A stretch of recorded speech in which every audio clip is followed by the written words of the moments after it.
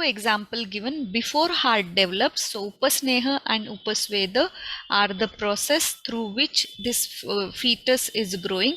After 4th month, once heart is developed, then there are different things changing. Okay, now here two new organs comes into the picture, and it develops in the female uterus or reproductive system, and they are placenta and umbilical cord.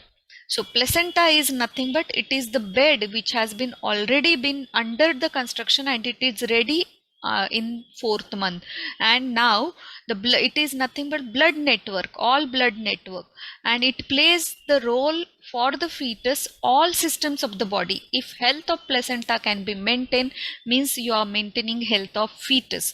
So whatever practices you are going to give, may it be diet, may it be any discipline, guidelines or medicine or activities, everything is taking care of placenta, and through that it is taking care of fetus as well.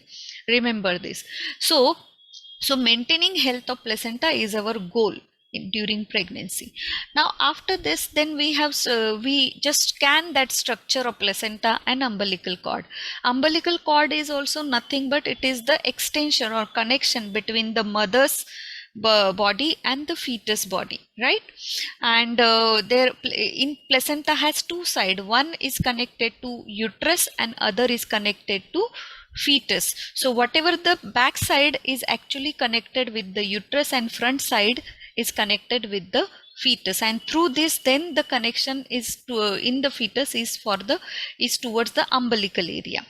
Now here again, just when we compare about the how fetus now get this blood from mother's body, then it is entering into placenta. From the placenta it enters into umbilical cord. From umbilical cord it enters into the fetus body. Now here when the blood comes, it is different way fetus body is acting. In our body, veins having deoxygenated blood and artery has oxygenated blood, but when it goes to the fetus body, it is going crisscross way, because passing through the placenta, oxygenated blood is present in the venous circulation, umbilical vein, and whatever the coming umbilical arteries are coming from the fetus body, it has deoxygenated blood. Because deoxygenated blood can be taken towards the mother's body, then it will be oxygenated and then it will be carried. So that's why this is the opposite circulation happening in the fetus body. Another understanding what we learned is that in fetus body there are actually mixed blood circulation is happening. There is nothing like pure or oxygenated blood is present. So yes, concentration differs.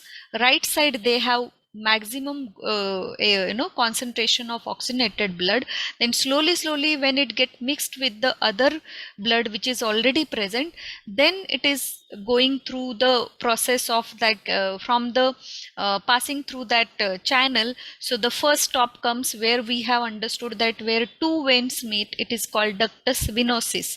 Then when it enters into the heart, so in between two upper chamber they have foramina ovale, that is hole, right? Then passing through that another junction comes where two artery meets, which is like pulmonary artery and aorta. So they have been communicated, so that communication is called ductus arteriosus.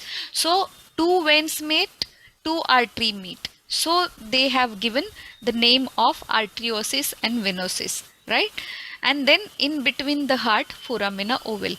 Now when fetus take birth, that time these three openings has to close, okay, so that fetus heart start functioning automatically, independently. And the lungs, because lungs are not active, no organs are active in the fetus body, and that's why fetus need placenta and mother for surviving in the womb, right? So